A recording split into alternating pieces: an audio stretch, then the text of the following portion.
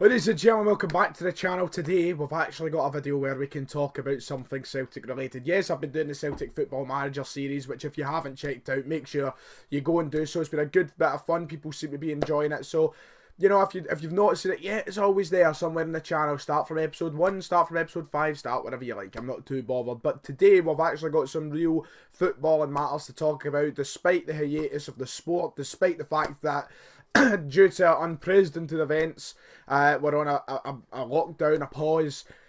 But Celtic have announced that the Player of the Year and the goal of the season and the Young Player of the Year awards will still be decided over the coming weeks. And the vote is now live for Celtic fans to have their say in who they think wins this award. Now, before we even get into it, I think it's pretty much unanimous in every category who should be winning these awards.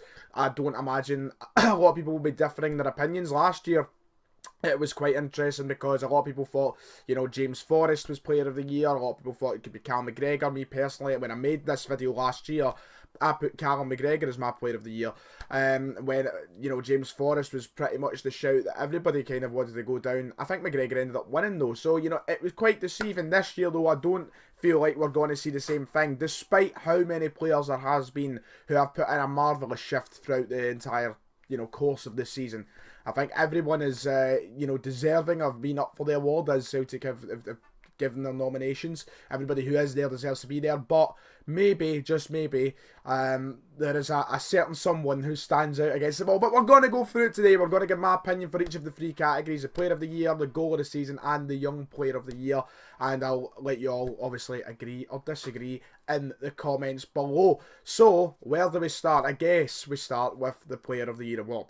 Now, normally, people would save the best to last. I'm going to get the best done first because on the website, this one is done first. And I want to keep the nominees up the screen so I don't forget anyone. So Celtic have put up for the Player of the Year award the following players: Fraser Forster, Christopher Jullien, Scott Brown, Ryan Christie, Odsonne Edouard, Christopher Ajer, Callum McGregor, James Forrest, Olivier Ntcham, and Jeremy Frimpong. Every single name that I have read there, as I've already mentioned at the start of the video, have been absolutely superb this season, and their contribution to the team has been immense. And that's why they're up for this award, obviously. But it's not like you're looking at a list here where you're going, how are they there?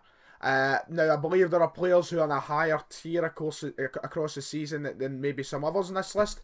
I've already made my video where I grade everyone this season, and I've given an honest sort of evaluation of their contribution and their performances. The only ones that I put in that A tier that is right in front of me is Callum McGregor, Christopher Jullien, Fraser Forster, and Odsonne Edouard. So for me, those are the four standout players in this list that should be the main candidates for the Player of the Year award. I think it is between those four for whoever should be walking away with it. Now, don't get me wrong, Ryan Christie this season has been absolutely stupendous. He has been crazy good. I think that the only downfall for him this season is the fact he had that period where he was out injured, and I don't think he's quite hit the same heights as what he did at the start of the year, but still throughout the season. Look at his goal contribution, both, you know, goals and assists. It's been absolutely superb. Scott Brown, I think this year, probably not as good as what he was over the past couple, but he's still been very important in the middle. I don't see him walking away with the award. Obviously, I think he won it, was it last season or the year before now? I'm getting them all confused. He won it one of the years.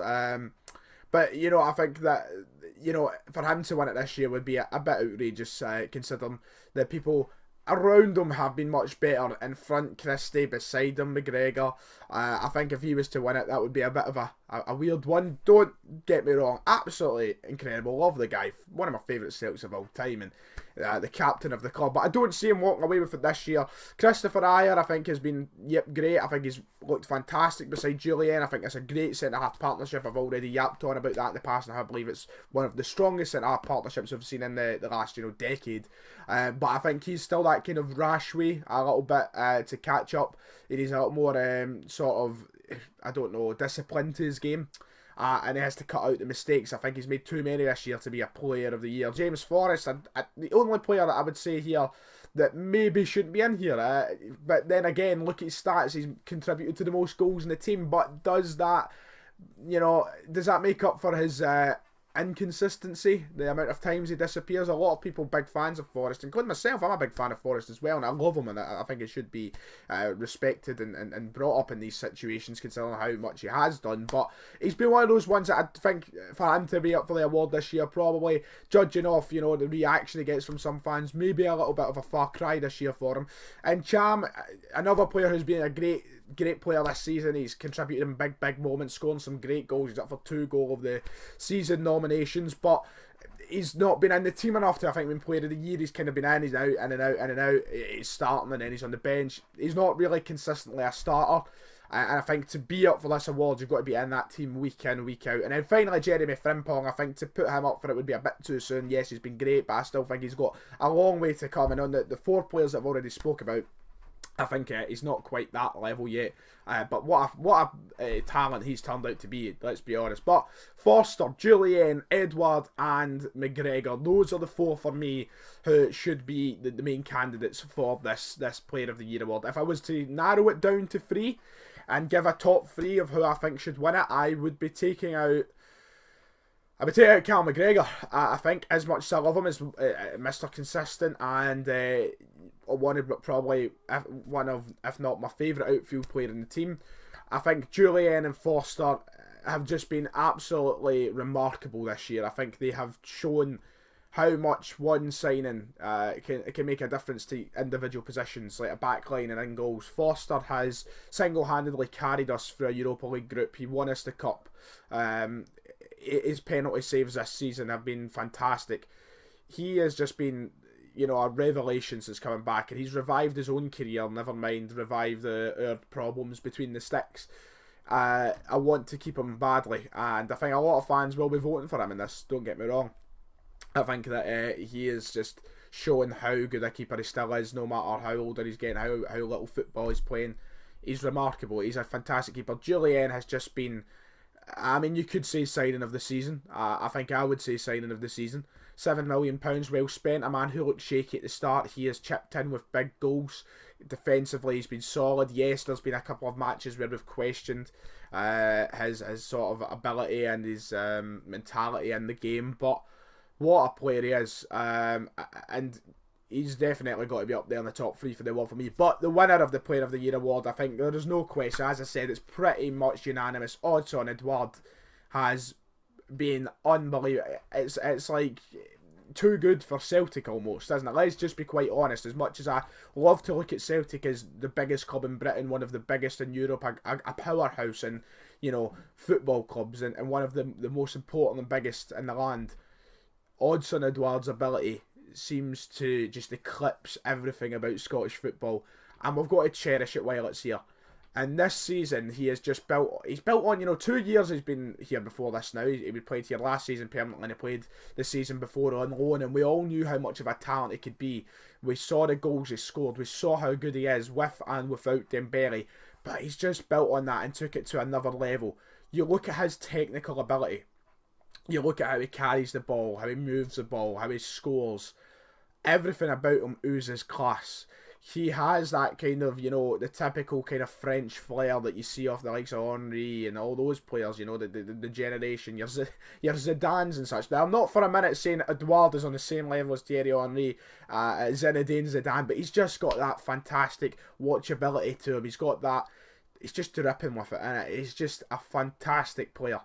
And for him not to win Player of the Year this year would be a tragedy, because he has, at points you feel like, single-handedly scored goals to get us through games and win us games. Yes, I feel like there's been times where he's let us down, he's missed a fucking sitter somewhere, but he's just an incredible player, and he has to be Player of the Year. This year he's been undoubtedly the best. Unbelievable talent, and easily the Player of the Year for Celtic. Goal of the Season award, we're not going to dive into with as much detail as what we did for the Player of the Year, because I'm not going to sit and analyse all goals. There is a video package for you to revisit all the goals that are up for nomination. I believe there's 10 of them. If you want to go and relive them and decide your winner. then feel free, the video will be somewhere. Go and find it, Celtic's Twitter.